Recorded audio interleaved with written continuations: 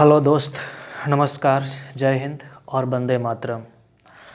आज हम लोग प्लेटफार्म वॉल्यूम 3 एनटीपीसी का सेट नंबर 12 का मैथ का डिस्कस करने वाले हैं। चलो देखते हैं क्वेश्चन नंबर 36, चूँकि इसमें केवल मैथ का ही डिस्कस होगा। क्वेश्चन नंबर 36, चलो प्रश्न क्या कह रहा है।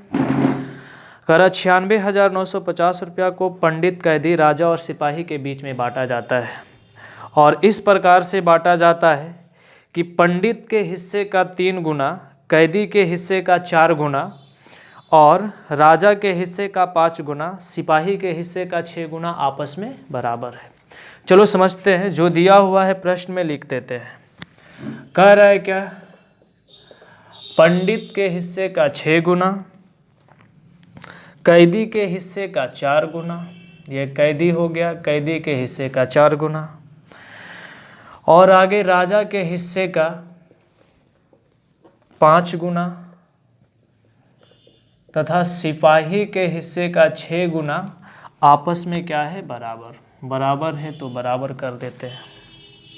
चूँकि ध्यान रखना है कि 76,950 रुपया को बांटा जाना है, तो सबसे पहले हमको निकालना होगा कि पंडित, कैदी, राजा और सिपाही के बीच जो धन का बंटवारा होगा उसका अनुपात क्या है। तो अनुपात निकालने के लिए देखते हैं, यहाँ 6 दिया हुआ है, 4 दिया हुआ है, 5 और 6। तो सबसे पहला काम होगा कि आप जो भी संख्या दिया हुआ है उसका एलसीएम ले लें। तो 6, 4, 5 और 6 का एलसीएम कितना होगा, तो 60 होगा और प्रत्येक से 60 में भागा देना है। इस तरीके से पंडित, कैदी, राजा और सिपाही के हिस्से का अनुपात क्या होगा, 60 में से 6 भागा देंगे, कितना हो जाएगा, 6 दहे 60। ये 15 चौका 60, 12 पचे 60 और 6 दहे 60। टोटल धन कितना है, सॉरी यहाँ पे थोड़ा सा गलती हो गया, पंडित के हिस्से का 3 गुना कह रहा है, तो ये 20 तिया 60 होगा, 15 चौका 60, 12 पचे 60 और 10 छक 60। अब ध्यान रखना है टोटल धन कितना है, 76,950 रुपया को बांटा जाना है। इधर टोटल धन कितना हो गया, 12 10 22, 5 27, 10 37, 10 47, 10 57। पूछा जा रहा है किसका हिस्सा, तो कैदी का हिस्सा क्या होगा, कैदी का हिस्सा कितना है, 15। काट छाट करके जो भी आएगा वही हमारा आंसर होगा। चलो अगला नंबर पे चलते हैं, 37 नंबर। 37 नंबर प्रश्न कह रहा है, अनिल ने 2 लाख रुपए के साथ एक व्यापार किया। ध्यान रखना है कि जो भी प्रश्न साझा का प्रश्न होगा जिसमें लाभ की बात की जाए, तो लाभ होता है निवेश किया गया पूंजी और समय का गुणनफल। यहाँ पे 3 व्यापार है। एक व्यापार है जिसका नाम है अनिल, दूसरा कौन है, विनोद है, और तीसरा जो व्यक्ति है वह कौन है, सिमरन। सिमरन। एक बार फिर से हम दोहराते हैं कि लाभांश जो होता है पूंजी और समय का गुणनफल होता है। ध्यान रखना है, प्रश्न में कह रखा है कि अनिल 2 लाख रुपया का साथ व्यापार शुरू किया। अनिल का हिस्सा कितना है, 2 लाख रुपया। 3 महीना बाद विनोद 4 लाख रुपया के साथ व्यापार में साझेदार हो जाता है। ये 4 लाख के साथ व्यापार में साझेदार हुआ। और अंत में सिमरन जो है 10 लाख रुपया की राशि के साथ 2 महीना के लिए क्या होता है, व्यापार में साझेदार होता है। सिमरन का पूंजी कितना है, 10 लाख रुपया। समझना है, लाभांश जो होता है पूंजी और समय का गुणनफल। अनिल तो 12 महीना के लिए रहा। विनोद की बात करें तो विनोद व्यापार में 3 महीना बाद शामिल होता है, मतलब 1 साल तक व्यापार रहा तो विनोद 9 महीना तक व्यापार में शामिल रहेगा, और सिमरन तो 2 महीना तक। ये इसका क्या हो गया, लाभांश का अनुपात होगा। आगे क्या कह रहा है, कह रहा 5600 रुपया का 5,60,000 रुपया के लाभ में सिमरन को कितना मिलेगा। तो पहले अनुपात हम निकाल लेते हैं। ये 5 शून्य से 5 शून्य कट गया, ये 2 से कटा, 2 दूनी 4 और ये 2, ये कितना आ गया, 12। चलो 2 से और कटेगा, 2 छक 12, 2 5 दूनी 10, ये कितना, 6 9 और 5 के अनुपात में तीनों का धन है। कुल लाभांश कितना है? 5,60,000। इधर कुल लाभांश कितना? 9 × 15 = 5 = 20। पूछा किसका जा रहा है?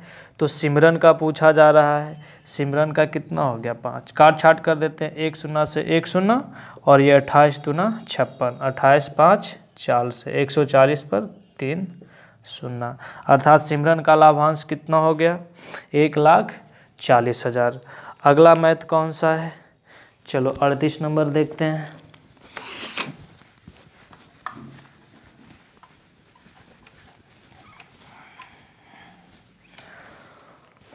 38 नंबर क्या कह रहा है? एक त्रिकोण के 3 कोनों में से एक कोण सबसे छोटे, ध्यान रखना है त्रिभुज के तीनों कोणों का योग 180 डिग्री होता है। मान लेते हैं ये पहला कोण, ये दूसरा कोण और ये तीसरा कोण है। अब प्रश्न पे आते हैं। प्रश्न में कह रखा है 3 कोणों में से एक कोण सबसे छोटे कोण से दुगना तथा दूसरा कोण जो है सबसे छोटे कोण से तिगुना है।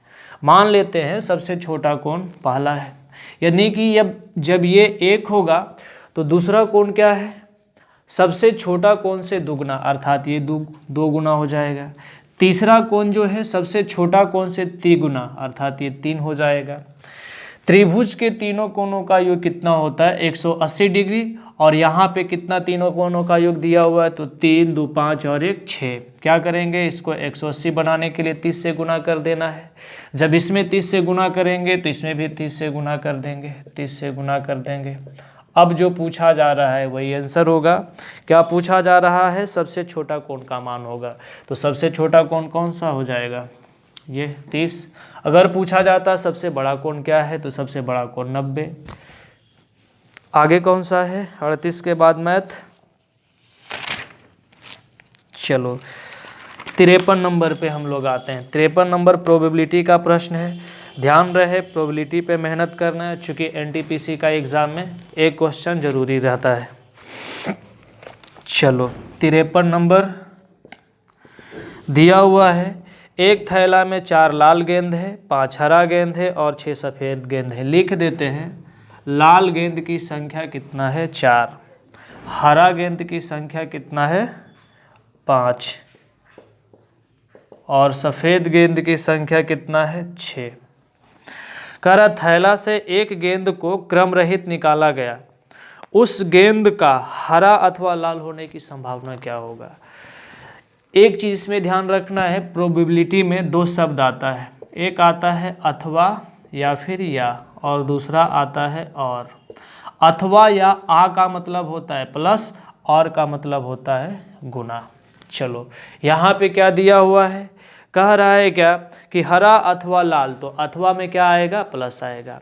अब समझते हैं, यदि थैला में लाल हरा और सफ़ेद गेंद है तो कुल गेंद की संख्या कितना होगा? 5 4 9 6 15।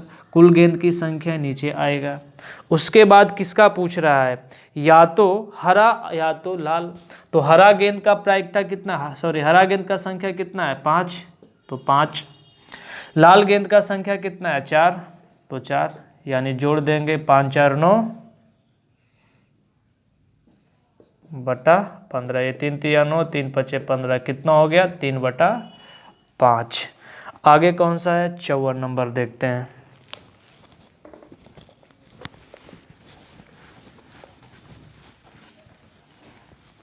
चलो 54 नंबर क्या कह रहा है? कह रहा 20 मीटर ऊंचे पहाड़ पर खड़े एक संचरण टावर के सिरे और तल का जमीन से उन्नयन कोण 45 डिग्री एवं 60 डिग्री है। संचरण टावर की ऊंचाई कितना है? हाँ, प्रश्न में देखते हैं, कह रखा है क्या कि एक पहाड़ है, मान लेते हैं ये पहाड़ है, पहाड़ पर एक क्या है? टावर है। ये टावर हो गया ए बी, ये मान लेते हैं ओ ए क्या है? पहाड़ है। जमीन के एक तल से टावर के शीर्ष और तल, ये हो गया शीर्ष और ये हो गया तल के साथ जो कोण बन रहा है ये 45 डिग्री और ये कितना? 60 डिग्री। आगे क्या कहा प्रश्न में? पहाड़ की ऊंचाई 20 मीटर है। ये वाला जो ऊंचाई है 20 मीटर है। ध्यान रखना है, इसको सी मान लेते हैं। किसी त्रिभुज में ये समकोण त्रिभुज बनाएगा और यदि हम चले ए ओ सी से 45 डिग्री तो tan 45 का मान कितना होगा 1, और tan 45 का मान 1 मतलब ये 1 तो ये भी 1 होगा, अर्थात ये ऊंचाई कितना 20 मीटर, तो ये भी क्या होगा 20 मीटर। फिर बड़ा वाला त्रिभुज से हम चलेंगे, त्रिभुज ए ओ सी से, तो tan 60 का मान क्या होगा पूरा ये √3/1।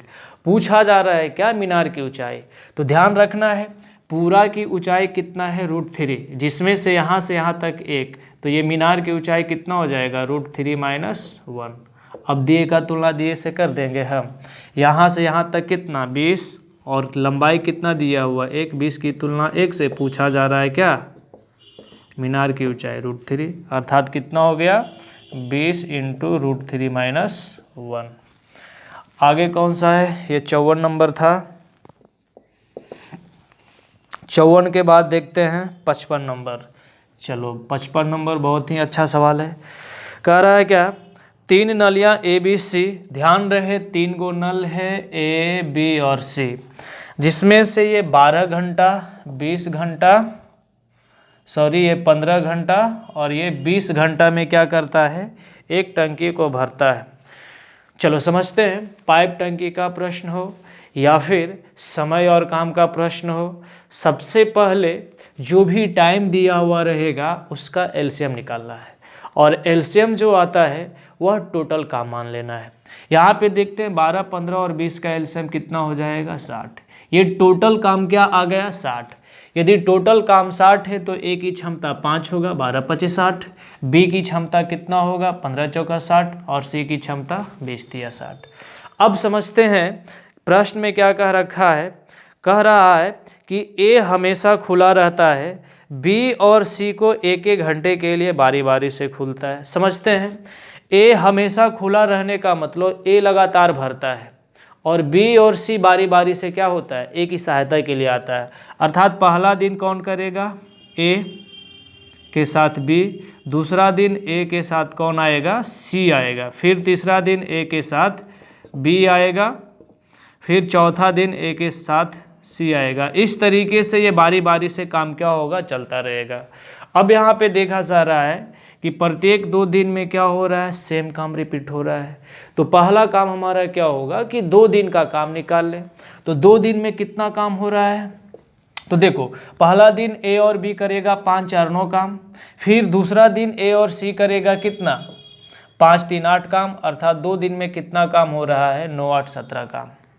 ध्यान रहे जब भी बारी बारी से काम की बात आए तो सबसे पहले हमको क्या करना है कि जो टोटल काम दिया हुआ है उसके नज़दीक पहुंचना है, और नज़दीक पहुंचने के लिए क्या करेंगे 3 से गुना करेंगे, अर्थात 3 दूनी 6 दिन हो चुका है। 6 दिन में कितना काम 51 काम, काम अभी बाकी कितना है हमारा 9 काम बाकी है। समझते हैं 6 दिन हुआ पहला, यदि पहला दिन की बात की जाए तो पहला दिन ए और बी करेगा, दूसरा दिन ए और सी करेगा, फिर तीसरा दिन ए और बी करेगा, इसी तरीके से छठा दिन कौन करेगा ए और सी, और 7वां दिन कौन करेगा तो ए और बी।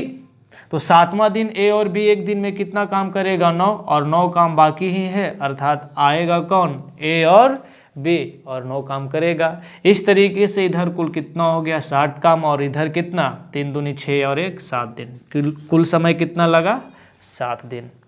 चलो अगला कौन सा है 55 के बाद 56 नंबर हल्का प्रश्न लग रहा है, छोड़ देते हैं। चलो 56 के बाद 57 नंबर, चलो 57 नंबर देखते हैं। कह रहा है क्या 30% का एक बट्टा है, पहला प्रकार का बट्टा है। दूसरा प्रकार का क्या कह रहा है कि 26% और 4% का क्या है क्रमिक बट्टा दे रहा है। दोनों के बीच कितना अंतर होगा। सबसे पहली बात करना क्या है कि ये कह रहा है या तो 30% का बट्टा ले ले या फिर 26% और 4% का क्रमिक बट्टा दे दें। तो ध्यान दे यहाँ भी देख रहे हैं क्रमिक बट्टा 26 और 4 30 ही आ रहा है। जब भी कंडीशन ये वाला आए तो दोनों के बीच अंतर क्या होगा, तो फार्मूला याद रखना x/100 मतलब 26 गुना 4/100% का अंतर होगा, यानी 1.04 का अंतर होगा।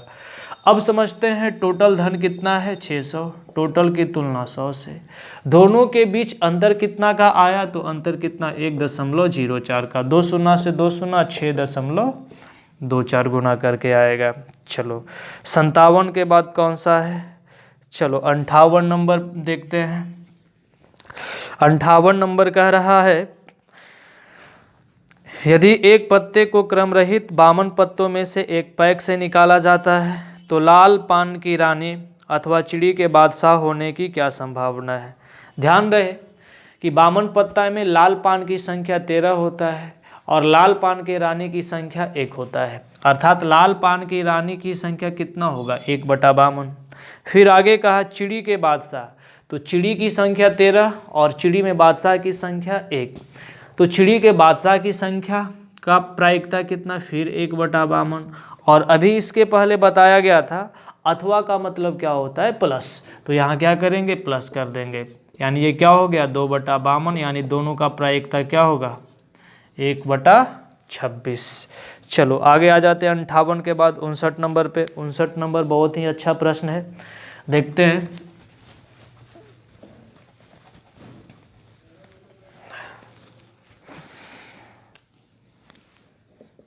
चलो 59 नंबर दिया हुआ है यदि किसी त्रिभुज XYZ में बाई पर क्या हो समकोण है। एक त्रिभुज दिया हुआ है जिसमें क्या है XYZ और बाई क्या है समकोण है। साथ ही साथ कह रखा है कि O और P X बाई और बाई Z का मध्य बिंदु है। O जो है X बाई का मध्य बिंदु है, P बाई Z का मध्य बिंदु है। इसको हम लोग क्या करेंगे मिला दिए।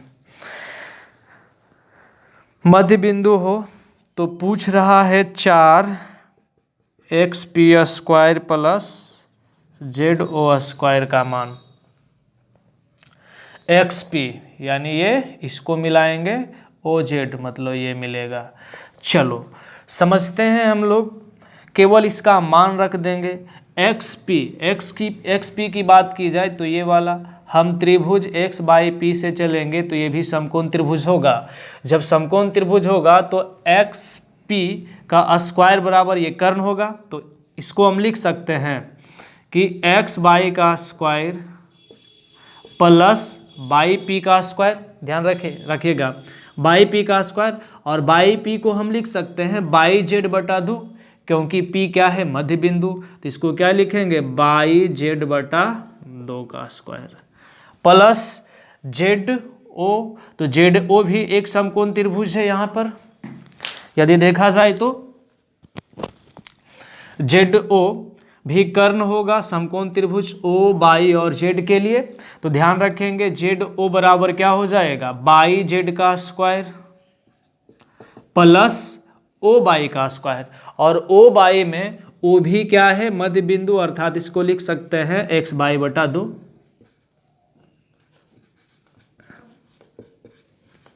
चलो अब इसको हल कर देते हैं।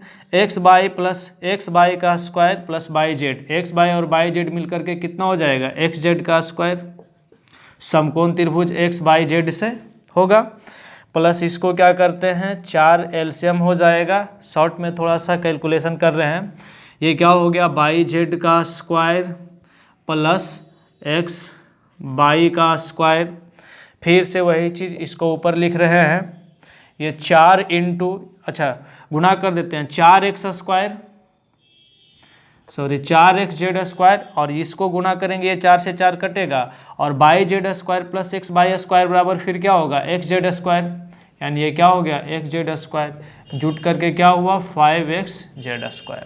तो ध्यान रखना है। आगे 59 के बाद कौन सा है, चलो 65 नंबर पे आते हैं।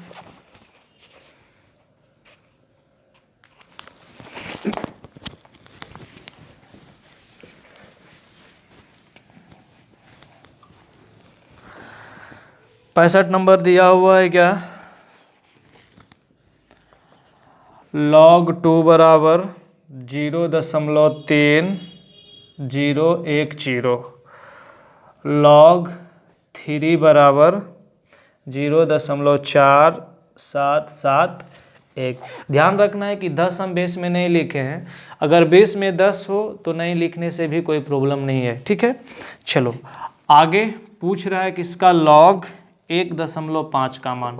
ध्यान रहे लॉग 1.5 को हम लोग 15/10 लिख सकते हैं। 15/10 का मतलब 3/2। एक फार्मूला होता है बटा में, लॉग 3/2। चलो साइड में लिखते हैं, लॉग m/n बराबर होता है log m minus log n, याद रखना है। तो इस तरीके से क्या हो जाएगा, log 3 माइनस log 2। बस log 3 और log 2 का मान दिया हुआ है, मान रख करके क्या करेंगे, घटा देंगे। चलो आगे आ जाते हैं 65 के बाद 66 नंबर पे। चलिए 66 नंबर क्या दिया हुआ है, कह रहा यदि एक त्रिभुज x y z में उनकी माध्यिकाएं, चलो इसको मिटा देते हैं।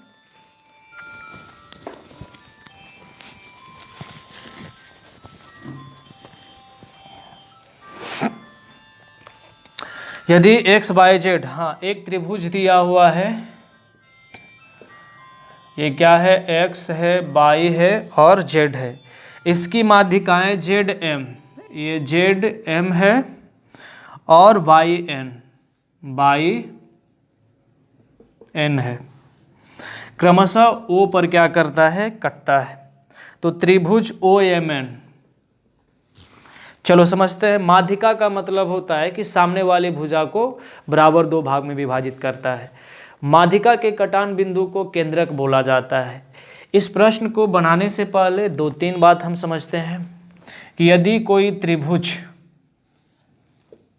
त्रिभुज है, मान लेते हैं ये x y z ही रखते हैं, x y z है। एक बार फिर से समझते हैं कि माध्यिका का कटान बिंदु केंद्रक कहलाता है, अर्थात तीनों माध्यिका जहाँ पे कटेगा उस बिंदु को हम लोग केंद्रक कहते हैं।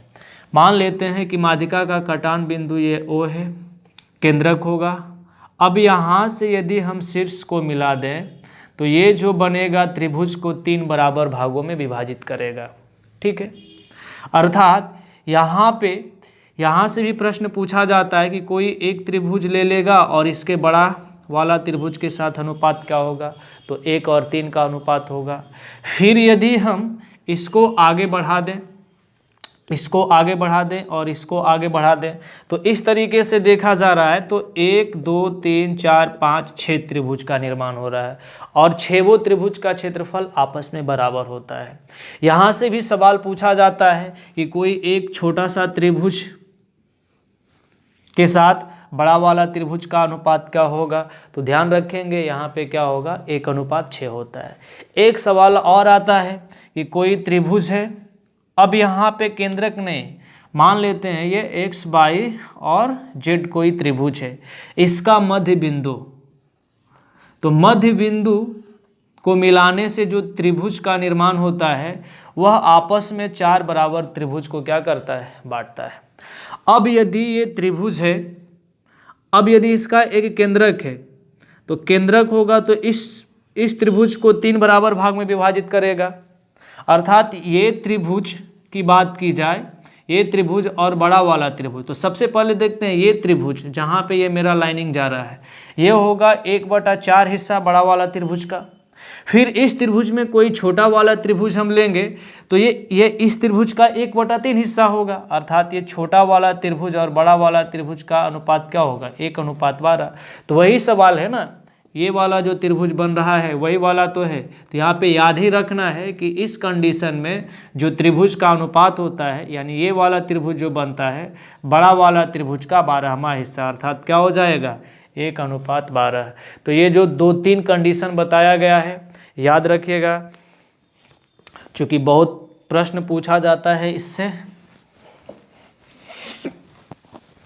चलो आगे कौन सा है, अभी हम कितना नंबर पर थे, 66 नंबर पर। 66 के बाद आ जाते हैं 68। अच्छा 67 नंबर ऑप्शन से देख लेना है हल करके। 68 नंबर पे आते हैं। 68 नंबर कह रहा है एक समांतर चतुर्भुज में आसन भुजाओं की लंबाई क्रमशः 4 सेंटीमीटर और 8 सेंटीमीटर है। यदि विकर्ण की लंबाई 12 सेंटीमीटर हो तो अन्य विकर्ण की लंबाई क्या होगा। ध्यान रखिए, यदि कोई समानांतर चतुर्भुज हो, मान लेते हैं ये क्या है, ए बी सी डी, इसका विकर्ण क्या होगा, ए सी और बी डी।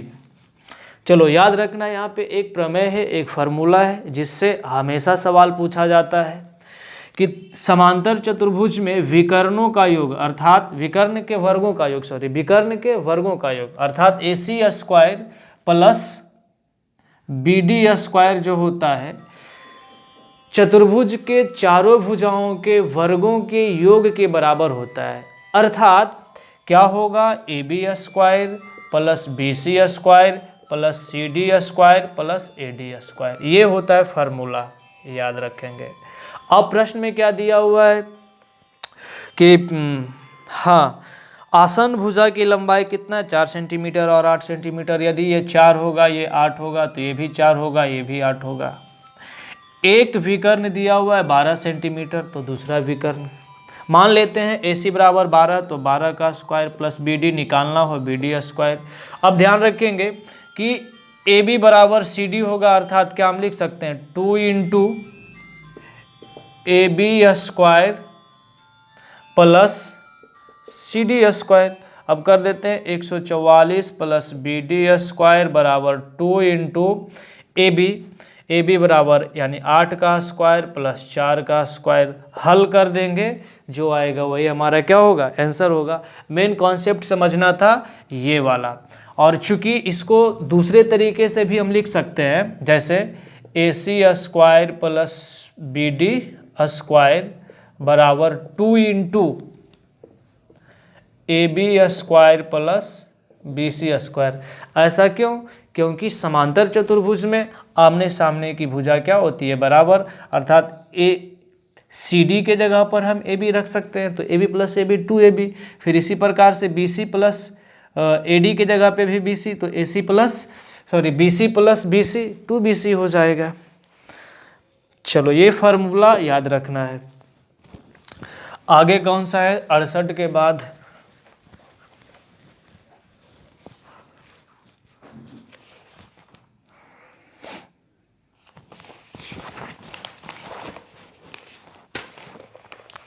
73 नंबर पे आते हैं। 73 नंबर कह रहा है, एक आदमी अनुप्रवाह में 2.5 घंटे में 15 किलोमीटर चलता है। नाव और धारा का प्रश्न है। ध्यान रहे, अनुप्रवाह का मतलब होता है समान दिशा में, प्रतिकूल का मतलब होता है विपरीत दिशा में, अनुकूल का मतलब होता है समान दिशा में, ऊर्ध्व प्रवाह का मतलब होता है विपरीत दिशा में।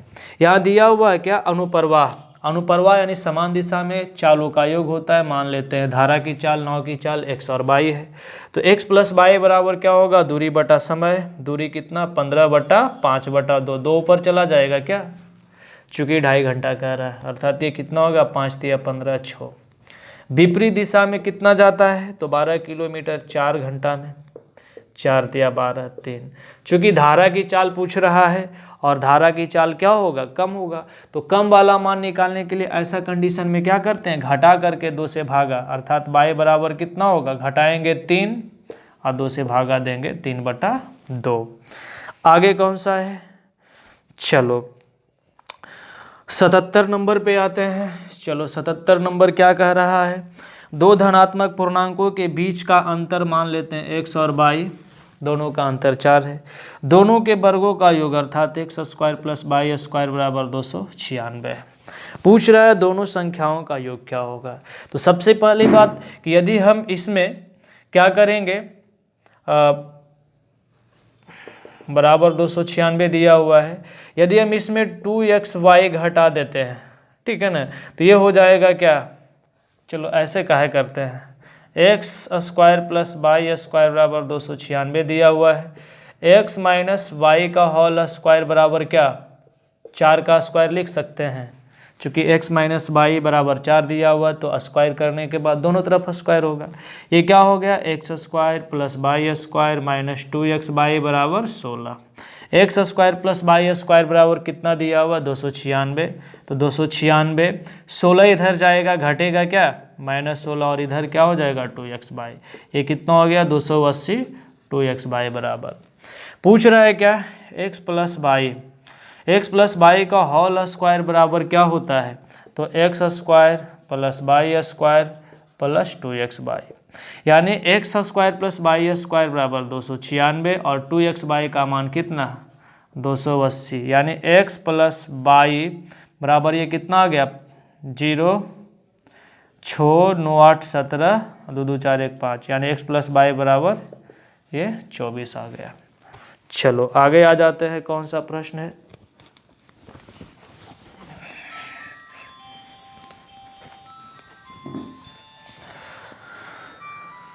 अठहत्तर नंबर दिया हुआ है। एक कमरे 8 मीटर लंबा और 15 मीटर चौड़े फर्श को आच्छादित करने हेतु 30 मीटर चौड़े कालीन की लंबाई क्या होगी। ध्यान रहे कमरा क्या है आयताकार और आयत का क्षेत्रफल होता है लंबाई गुना चौड़ाई, यानी 800 गुना 1500। और एक कालीन है उसका कितना है 30 सेंटीमीटर है। मान लेते हैं इसका लंबाई d होगा, काट छाट कर दें 3 पचे 15, यानी d बराबर कितना 8 पचे 40 पर, यानी ये कितना हो गया 400 मीटर। चलो आगे कौन सा है 79 नंबर छोड़ रहे हैं, एक्स मान करके बना लेना है। चलो 81 नंबर पे आते हैं हम लोग। करा एक चक्रीय चतुर्भुज का बाह्य कोण 60 डिग्री है तो उसका आंतरिक सम्मुख कोण क्या होगा। सबसे पहले समझते हैं कि चक्रीय चतुर्भुज होता क्या है।